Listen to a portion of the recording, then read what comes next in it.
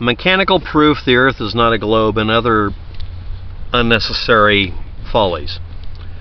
One of the things I've kind of alluded to, I don't know what the actual expression for it is, but there has to be a level of hysteresis in the intellectual and social network of being human. If for those of you who are not aware of it, I'm going to explain hysteresis. This is the correct pronunciation for it, and it's often used as just a filler word because people don't often know what it means. Let's say you have a piece of metal, or videotape, or anything else that can react to a magnetic field and hold it. You apply a magnetic field to it, but intrinsically, even though it seems to have no magnetic field, it requires as much energy to make it magnetize one way or another as it does to demagnetize it. In fact, it may be more.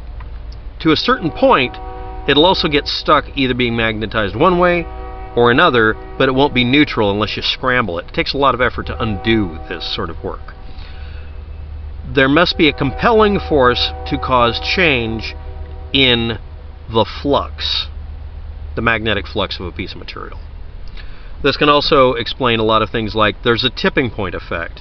For instance, in the atmosphere of the Earth, hypothetically, there's a tipping point beyond which the atmosphere will go into a positive feedback loop, and it'll take a ridiculous amount of energy for it to correct some problem. It could be heating up, gas changes, the atmosphere becoming more cloudy, all sorts of things. And this causes escalating effects such as hurricanes and tornadoes to really rapidly become out of control and then die off because the energy is expended violently. So the reason I'm bringing this up is that culturally and socially, what is the compelling reason that drove people to understand 300 BC that the Earth was round? There wasn't any. What happened is there was a critical mass, a small number of people, but a critical mass of people that noticed that the Earth couldn't be flat because a bunch of things they see in the world wouldn't work that way if it was flat.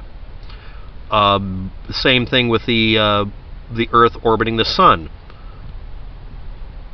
The only way to one of the ways you can explain the wandering planets, that's what a planet is, it means wanderer, wandering star, is that the Earth is orbiting the Sun along with them, because that does work, because people would notice while they were doing activities that required that they go in a circle with other people, like dancing, that they would see people processing and recessing, being in retrograde reference to them, and it was because of them being in not a quite complete circle.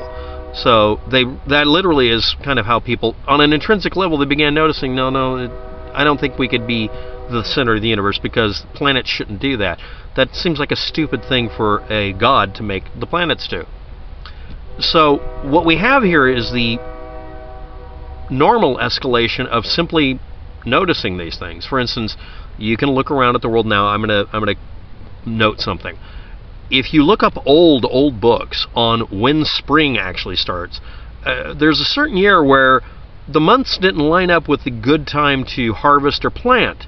It's because we decided to standardize the year and didn't pay attention to the seasons, and we were off by a while, a pretty good distance of time.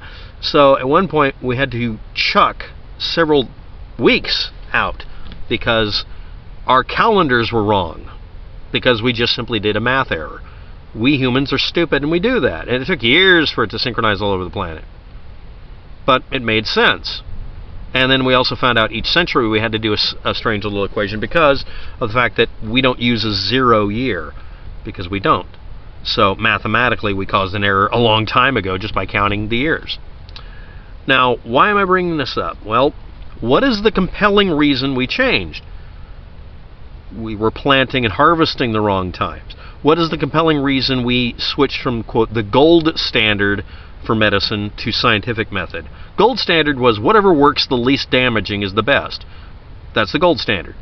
Scientific method is find the behavior in things and try to understand why it works rather than just doing what seems to work. Suddenly we're not doing bloodletting and leeches. We're not draining a body of blood because there's nothing wrong with them that way. We're trying to put the blood back in, and we figured out we should do transfusions. And then the person who discovered how to do transfusion died because he was black and was trying to go into a hospital and they wouldn't let any black people in. So he died, bled to death. How ironic. So we learned from that. The compelling things that drive us to learn, well, the joke is no one ever learns anything by being happy. Misery teaches us things. We should collect something useful from it. The misery that caused us to understand that the Earth is round wasn't a misery. It was finding out that we are on a planet that is smaller than we thought, or larger actually, but it's a small world after all because you can go around it. The compelling reason to decide the Earth is flat doesn't exist, except in one thing. A few lines in a few books that are extremely old that were wrong. Now I'm going to read this assertion, and I'm not going to comment on it. I've done so. From now on in some of my videos, I'm going to put my commentary first, not at the end. Stephen, referring to Lord Stephen Christ. You might find this interesting. The Egyptian mathematician Mostafa Abdelkader wrote several scholarly papers working out a detailed mapping of the concave of his book On the Wild Side, 1992. Martin Gardne discussed the hollow earth model articulated by the same person. Another non-Stephen interesting book on the subject would be Mechanical Proof Earth is Not a Globe by politician and impartial witness to the rectilinear experiment. No such thing. I explained why the rectilinear experiment was defective. I'll do that at the end if you like. Gustav F. Ebding in 1927. Ebding also lobbied in Congress for the funding for more research. How did I know that was going to happen? Remembering you giving kudos to concave theory, saying it was impossible to argue against. No, I did not. I said it was a good example of using the same math to prove something that's apparently or seemingly opposite. It isn't. It's a sign error, or not.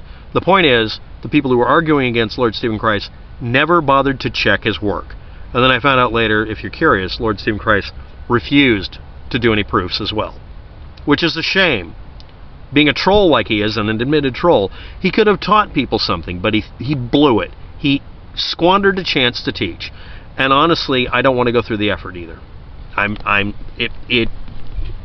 was disappointed in Lord Stephen Christ.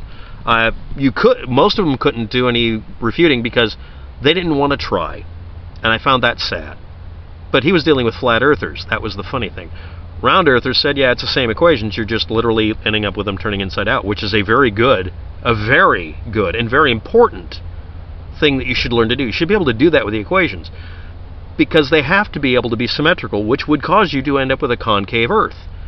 You'd have to. I never explained that before, but the math equations do that. That's why you double check them, because you can do that by accident. The same thing happens when you're doing fast Fourier transforms for audio conversion to notes. No, it really does. But anyway.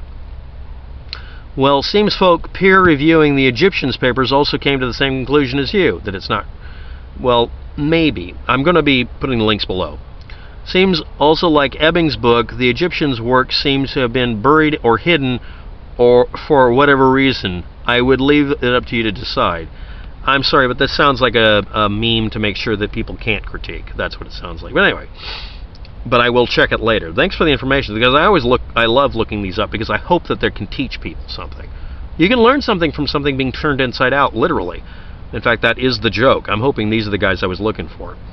Anyway, even if you don't believe in the concave theory, I'm sure the brain exercise of looking at the work of these real players in the theory you might enjoy. Independent concave research is tiny but growing, as there is actual science involved, unlike fanciful romantic notions of a flat Earth. And this is where I got to say this, at the 9/11 mark. Yeah. And I was hoping somebody would actually do a decent job. Thank you for posting this.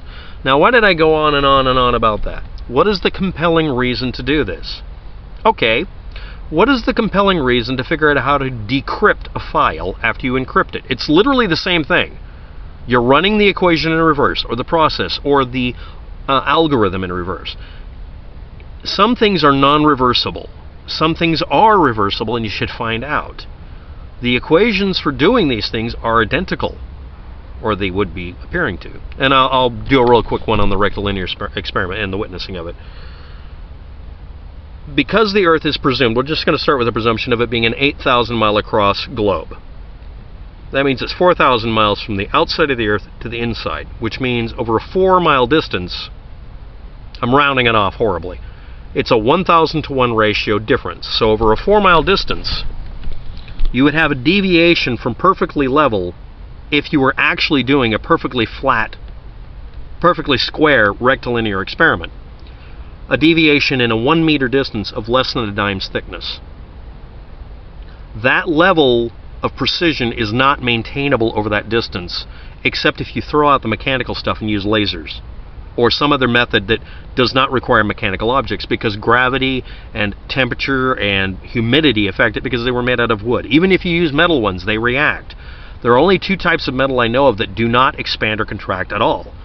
Well, other materials, but metal is your best bet. It's the kind of metal that's really expensive, and it's done specifically because it has very little expansion and contraction. The length of the metal doesn't change, and it's too weak to support its own weight, making these things, these basically big 12-foot rulers, and doing this. And that is never explained by any of them. When I point that out to people, yeah, you would literally be measuring over that distance, an angle distance at the end of the block, a deviation of 1 millimeter top to bottom. And over an 8-mile distance, it would only go 2. That is based on assuming the Earth is round, and you would be able to detect that. And if it's concave, it would be the same equation if you're claiming it's about the same diameter, which is the same rule. So this rule, or ruler, can't work, because you're trying to detect an incredibly tiny change over not enough distance. And longer distance would require that you use something like, literally, mirrors and lasers, and you'd have to do basically survey work. Throw all that out and just get survey equipment and get surveyors to do it. They have to compensate for it all the time. Have them show you the numbers, and it won't be consistent all over the planet. The planet is not a regular surface. And even over the ocean it isn't. No, the water isn't perfectly flat. So this is the problem with this. This is why we don't do these experiments. And this is the reason people keep bringing this up for some reason in the concavic world and also in the flat world. It's not the way to do it. That's why we use sighting on stars. It works better, and you can do it pretty quickly. And I'm going to be proposing an experiment where everybody on one day does an observation of an amazingly important object in the sky that we usually ignore, all at the exact same moment. Because that's how you do this experiment. I'll think about it. I'll try to arrange it. Let's see if I can fit it in. Thanks for watching. Have a good day. Good luck with it. And I'll try to include all the links to all the work here, because it may be good learning information. I'll order them in that order. Bye.